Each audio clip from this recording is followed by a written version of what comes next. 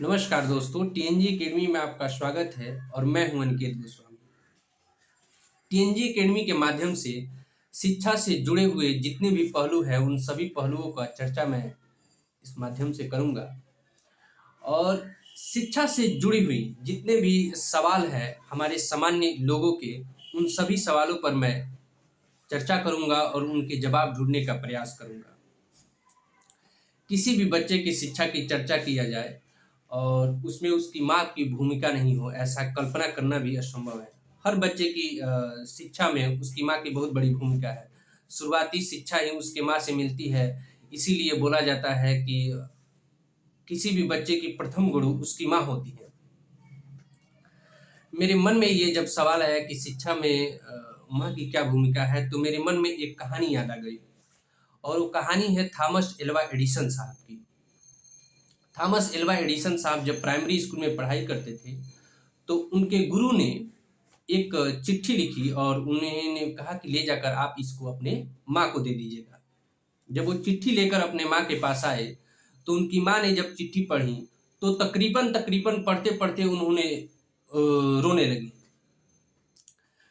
जब ये देखे थॉमस एल्वा एडिसन साहब तो उन्होंने पूछा कि बताइए माँ, आप इतना रो क्यों रही हैं? तो उन्होंने बोला कि इस चिट्ठी में लिखा हुआ है कि आपका बेटा जो है बहुत ही तीव्र बुद्धि का है और मेरा स्कूल उस लेवल का नहीं है और यहाँ तक कि शिक्षक भी उस लेवल के नहीं है, इसलिए आप अपने बच्चे को घर पर ही पढ़ाइए। बहुत समय बीत गया। थॉमस एल्वा एडिसन साहब एक बहुत स्थापित वैज्ञानिक हो गए थे। थॉमस एल्वा एडिसन साहब जिन्होंने बल्ब का खोज किया था और ये भी कहा जाता है कि जब उन्होंने बल्ब का खोज किया था तो लगभग लगभग उन्होंने 10,000 से अधिक बार असफल हुए थे, उसके बाद उनको सफलता मिली थी बल्ब की खोज की।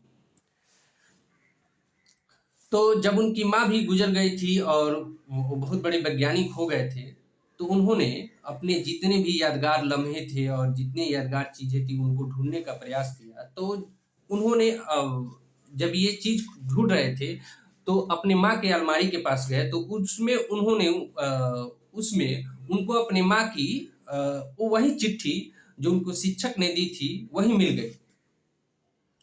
जब वो चिट्ठी पढ़े खोलकर तो उनकी आंख में आंसू आ गए और उस चिट्ठी में लिखा हुआ था कि आपका बेटा मानसिक तौर पर कमजोर है और स्कूल के लेवल का आपका बच्चा नहीं है और आप अपने बच्चे को घर पर ही पढ़ाइए। तो जब उन्होंने अपनी डायरी लिखी थी तो उस डायरी में उन्होंने लिखा था कि एक बौद्धिक तौर पर कमजोर बच्चे को एक महान माँ ने एक महान वैज्ञानिक बना दिया। तो माँ की शिक्षा में बहुत बड़ी भूमिका होती है। आप कमेंट के माध्यम से जरूर बताइए कि आपकी शिक्षा दीक्षा में आपकी माँ की क्या भूमिका है।